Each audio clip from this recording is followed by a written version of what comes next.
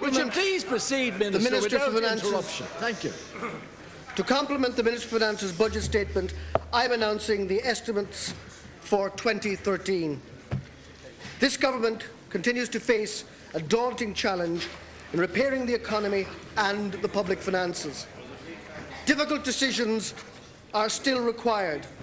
We are committed to meeting that challenge and are confident that through good government we can lead Ireland back to independent funding and back to sustainable growth in living standards and in employment. The expenditure adjustments I am announcing amount to just under €2 billion out of an overall adjustment of €3.5 billion. As a result, total expenditure will be reduced to €51.1 billion next year and capital spending to €3.4 billion in 2013.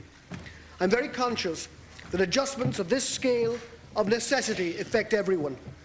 However, we have sought to be fair, protecting the most vulnerable to the greatest extent possible. The crisis that we are enduring is born of a series of related failings. Ours is a banking, fiscal and political crisis. It will not be resolved unless all three issues are addressed. That is why the government established a Department of Public Expenditure and Reform, and not merely a Department of Public Expenditure. This represents the government's commitment to more effective and to open government. Measures including whistleblowing reform, new freedom of information legislation, new powers recently conferred on the Ombudsman, legislation to empower the Oireachtas to hold inquiries within the existing constitutional constraints, legislation to bring greater transparency to lobbying, and revised ethics legislation in response to the Moriarty and Mann tribunals are all being prepared at an advanced stage in my department. Minister Hogan has also announced a programme of radical local government reform.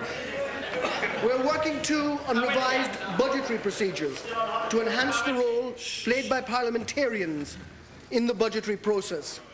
For the first time this year, Oireachtas committees debated the annual estimates in advance of decisions made.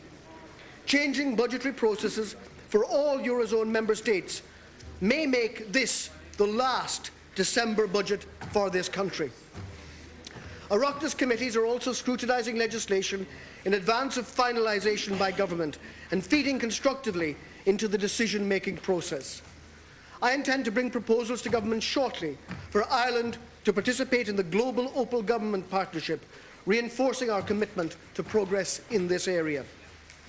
These are crucial reform measures which stand as this government's response to the governance crisis that we inherited.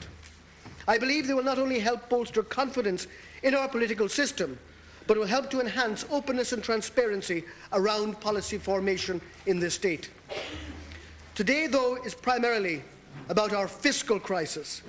We must cut spending while the pressure on our public services remains greater than ever. Last year's census revealed that there were almost 350,000 more people living in Ireland than in 2006. Compared to 2008, there are over 565,000 more medical card holders today. There are over 50,000 more students in our schools and 30,000 more third-level students. There are almost 80,000 more people in receipt of the state pension and nearly 200,000 more people receiving job seekers' payments each week. It is against this backdrop that we must continue to meet our fiscal targets and to reach a deficit of below 3% by 2015. Reducing public expenditure in numbers while continuing to provide key public services and social supports is not easy. That is why we are undertaking the most comprehensive reform of our public services since this state was founded. The Croke Park Agreement has been essential in supporting this reform. The value of a stable industrial relations environment in achieving a fiscal consolidation of this scale should not be underestimated. Public staff numbers will be reduced to around 287,000 next year, a reduction of some 33,000 from the 2008 peak of 320,000. We plan to go further to reduce the number to 282,500 by the end of 2014. Public servants have already had 2 pay reductions, totaling on average 14%. Top salaries have been reduced by up to 30% and capped at 200,000. We've also reduced the salaries of new entrants to the public service by 10%. Public service pensions have been reduced, saving over €100 million annually, and legislation for a new single public service pension scheme has been enacted to reduce further pension costs. We are implementing a radical reform of the way in which public procurement is organised to yield significant savings. We are reducing duplication and waste through greater use of shared services for a range of back-office functions. For example, a new human resource shared service centre for the civil service will reduce human resource headcount by 17% and costs by 26%, with annual net savings of €12.5 million. We are taking a focused and integrated approach to external service delivery of non-core activities where appropriate. In April, we have published a new e-government strategy which builds on Ireland's strong recent performance in this area. The most recent European Commission e-government benchmarking exercise shows that Ireland is now ranked first in Europe for the provision and sophistication of online services to business and citizens. We've agreed the standardisation of annual leave and paid sick leave across the public service, which will yield both productivity increases and cost savings. Notwithstanding the progress made to date, the public service pay bill, at 36% of public spending, will need to make an additional and substantial contribution to meeting our fiscal challenge next year and beyond. Additional productivity and cost extraction measures not envisaged under the current Croke Park deal will be required to ensure that the government meets these commitments. Following my invitation, the Public Services Committee of the Irish Congress of Trade Unions recently agreed to enter into discussions to establish if we can reach agreement on such measures. The aim of these discussions is to achieve an additional reduction in the cost of delivery of public services of the order of €1 billion from the public service pay bill and the pension bill over the period 2013 to 2015. Public servants are delivering on our vision for a new public service, and their contribution should be and is recognised by this government. This is a real opportunity for us to build on the achievements of the current agreement and drive a range of workforce reforms which will support our public services into the future. Reforming public services is not just about reducing unsustainable cost. We need a public service that is flexible and responsive to public needs, a service that will be world-class. Creating jobs for our people is central, as Minister Noonan has said, to this government's agenda.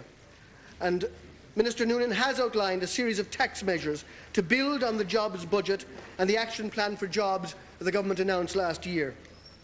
The figures show some growth in private sector employment. In 2013, we will maintain our support for employers across all sectors and sustaining jobs. I'm allocating total capital expenditure for the Department of Jobs, Enterprise and Innovation of just under €500 million next year to drive the jobs and enterprise agenda. I'm providing Enterprise Ireland with an allocation of €139 million to support Indigenous Irish exporters next year. In addition to a wide range of existing measures, this will support the launch of a new 10-year, €175 million venture capital fund, which will fund new and expanding Irish companies over the medium term. The government is restructuring county enterprise boards to provide a one-stop shop through the local authority system. This reform will be supported by an allocation of over €26 million next year, which will facilitate the transition and fund schemes to support small businesses in every county of our country. A key challenge is to ensure that the new jobs will be created as our economy improves and result in a reduction in rates of unemployment. This will involve the government providing for better targeting of labour activation places and opportunities to provide valuable work skills to unemployed people, particularly those who are long-term unemployed. I am providing an additional €11 million next year and €26 million in a full year to allow the Department of Social Protection to increase by 10,000 the number of placements available across the labour market activation schemes offered by that department. This will improve employability and work readiness outcomes for participants by giving them opportunities to put their work skills into practice and to learn new skills. My colleague, the Minister for Social Protection, will outline in detail these schemes later today. The 5-year Exchequer Capital Framework published last year sets out a programme of Exchequer investment of €17 billion out to 2016, which will address critical infrastructural deficits, aid economic growth and jobs, and provide for much-needed infrastructure. The overall capital budget for next year will be €3.4 billion and will focus on the sectors prioritised in last year's capital review, namely health, education and jobs. In July, I announced a new jobs stimulus initiative amounting to a package of €2.25 billion aimed at leveraging funds to support a new PPP programme of projects in key areas of infrastructure. There have already been some very positive signals to that initiative. PPP Bundle 3 reached final close last month and construction has already commenced. A loan of €50 million secured through the European Investment Bank for this project is a further signal of that bank's renewed confidence in the Irish state and in our recovery programme, as is the provision of €200 million in funding for Exchequer projects in schools and in the water sector. The capital allocation for education will ensure that we continue to provide additional school places next year to meet growing demographic demand. Preparatory works for the major Grangegorman DIT campus will also get underway next year. My officials are also engaging with the Council of Europe Bank on funding for the justice projects prioritised by the Minister for Justice in his PPP programme. I have reached agreement with the Troika that the proceeds of state asset sales, which will come on stream next year, can be used to support investment and structural changes in our economy and develop and create jobs. Last week, my colleague, the Minister for Transport, Leo Varadkar, gave details of the commencement of the pre-construction enabling works for the Lewis Broome Bridge project, which will be provided for in the allocation for the Department of Transport. I'm also providing €17.4 million to the Department of Children and Youth Affairs for the development of a new youth detention facility at Oberstown. The Minister for Children and Youth Affairs, Francis Fitzgerald, is driving this project, which is due to start next year and will create some 520 jobs next year during construction. On completion, it will mean that 17-year-old boys will no longer be detained in St Patrick's Institution, which is unsuitable for children and heavily criticised by many national and international bodies. We've long recognised that energy efficiency measures in both the public and private sectors have the potential to generate jobs and to help Ireland meet its climate change targets. Ireland has challenging CO2 and energy saving targets to meet between now and 2020. The Government's National Energy Efficient Action Plans sets out the measures necessary to deliver the national 20% energy saving target. One of the key measures is the retrofitting of existing buildings to achieve energy savings. The targets in this area imply upgrading the energy performance of 100,000 houses per annum and reducing the energy consumption in the public sector by 33%. These are challenging targets, but they are also great opportunities. The Government has already taken measures to stimulate economic activity and unlock the untapped potential of the public sector in this area. I've agreed to allocate €9 million to improve the energy consumption of central government buildings between now and 2015. Furthermore, to place the retrofit industry on a sustainable footing, the Minister for Communications, Energy and Natural Resources has been working closely with the private sector to create an energy efficiency fund. Good progress has been made by Minister Rabbitte on exploring private funding participants. But as a sign of the Government's intent, I have agreed to provide €35 million as seed capital to this fund with a view to establishing a leveraged fund of €70 million. Energy retrofitting is labour-intensive and provides job opportunities for our hard-pressed construction sector. We have companies in Ireland who supply much of the material for these works, so jobs will be secured and created at home by these measures, and Minister Rabbitte will announce details in due course. We all know we must reduce public expenditure. Our current levels of expenditure are no more sustainable than the property bubble that once sustained them. There is no point in trying to pretend otherwise. We must be strategic, however, in how we do this. We're not going to slash and burn essential public services to satisfy particular interests or in response to sensationalist headlines. We need to protect the more vulnerable in our society to the best of our ability. Accordingly, the Government has decided to raise the expenditure ceilings for next year in 2 government departments that deliver social values in our society. Spending in the area of social welfare and in the Department of Health will increase by 150 million in each department. This means that a lower adjustment is required for those departments than previously stated in the budgetary outlook. These increases will be funded by a number of taxation measures, as already set out by the Minister for Finance, and by an increased dividend payment to the state. The social expenditure ceiling for next year will be over €20.2 billion. Expenditure on social supports has an important impact on stabilising our domestic economy through supporting the overall demand for goods and services. Many of our communities depend on that spend.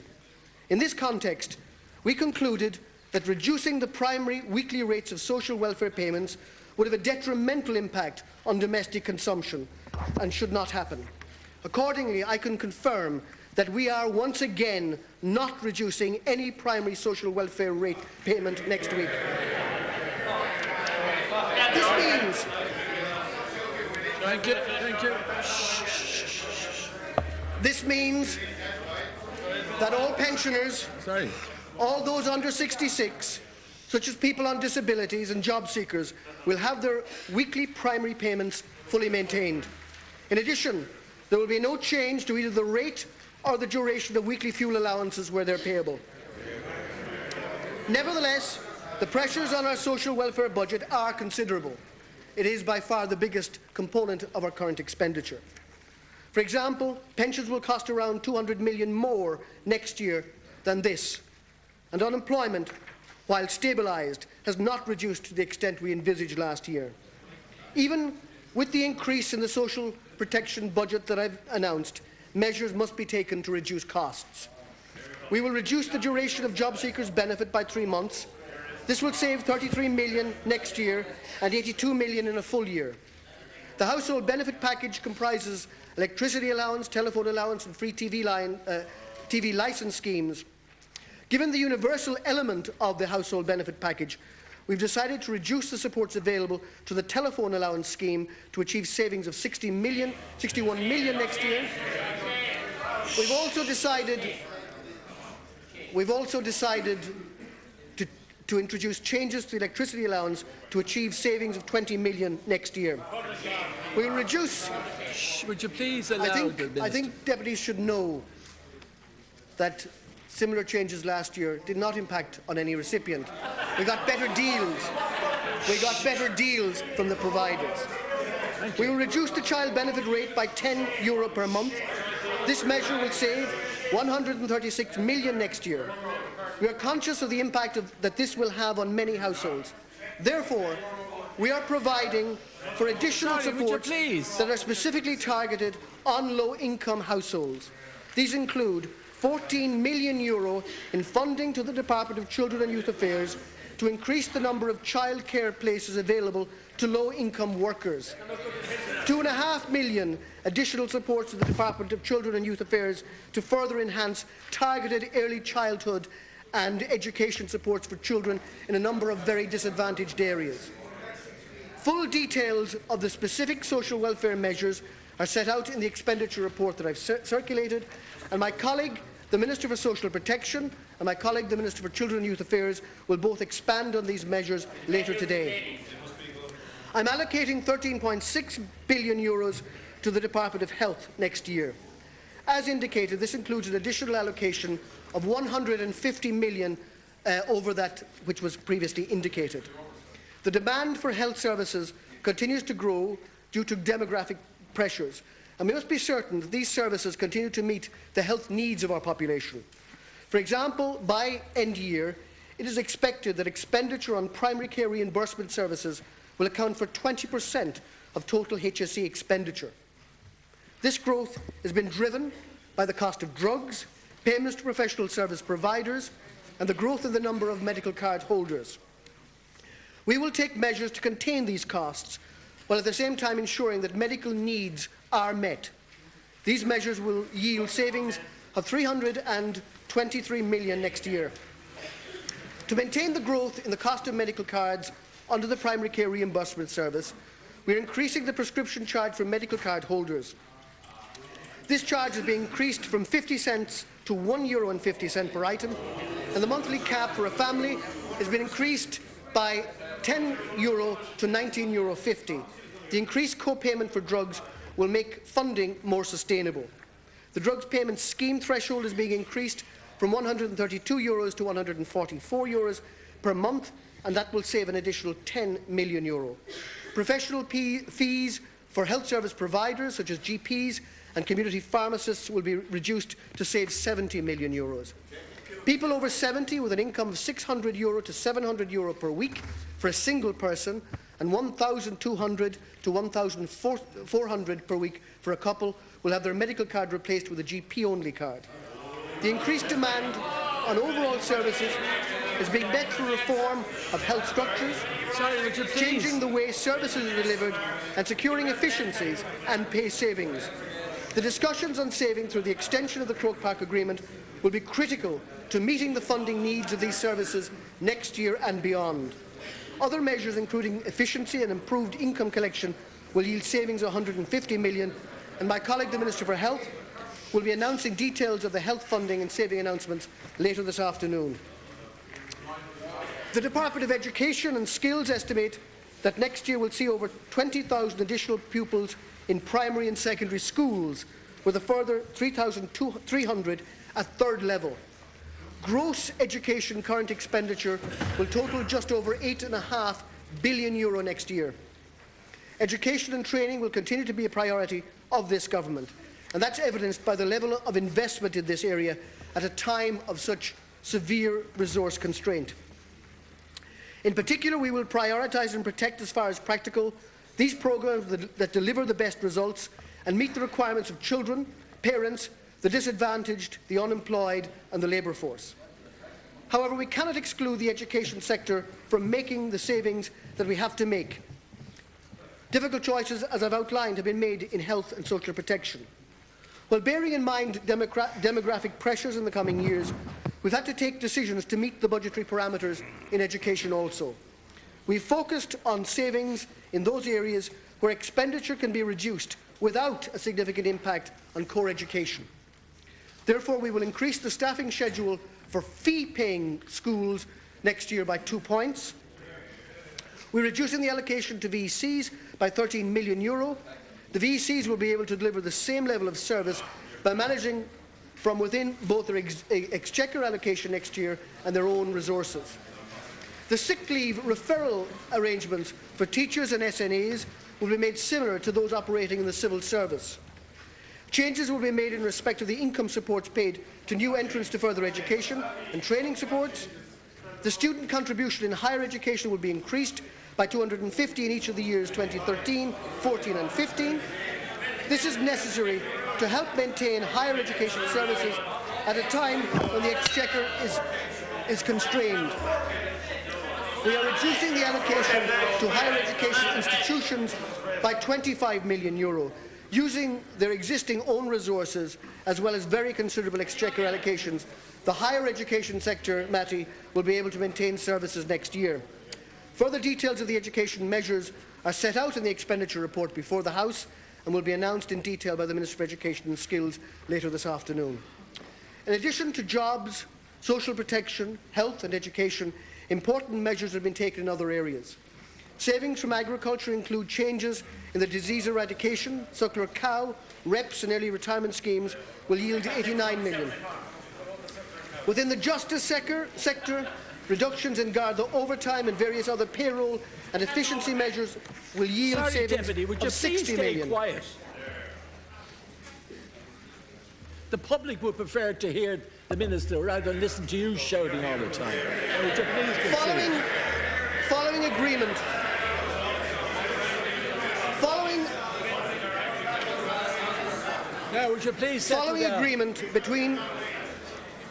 agreement between the housing bodies and NAMA, I now expect the flow of properties from NAMA for social housing to increase significantly next year, and an additional €10 million will be allocated to the Department of Environment, Community and Local Government to ensure that we make real progress in delivering these units to those on the social housing need lists who need them.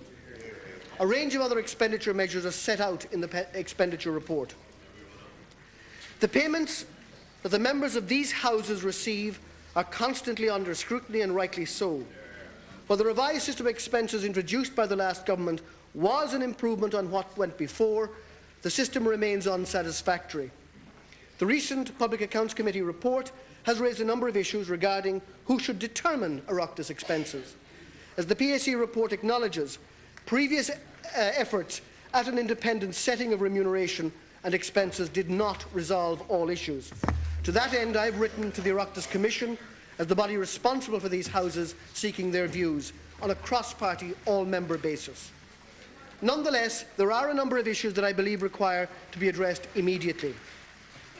It is untenable to have a system of unvouched expenses, so I am proposing to abolish the unvouched element of the Parliamentary Standard Allowance. In future, all members of the Oireachtas will have to use the voucher system. I intend also reducing the volume of money available for the voucher system. I will also be applying reductions of 10% and more to the expenditure limits that comprise the Parliamentary Standard Allowance, and a 50% reduction to the allocation of Oireachtas envelopes. Similarly, it is untenable for the party leader's allowance to be paid to independent members without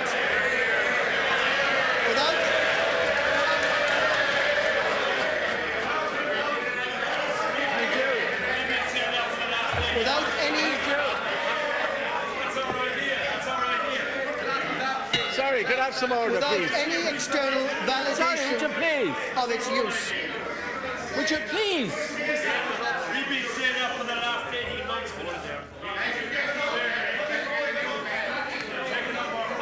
Sorry, Minister. Look, would you please? Listen, would you please? I'd appreciate if the comedians could just wait till the Minister is finished, and then he can have your playtime. Thank you. Minister.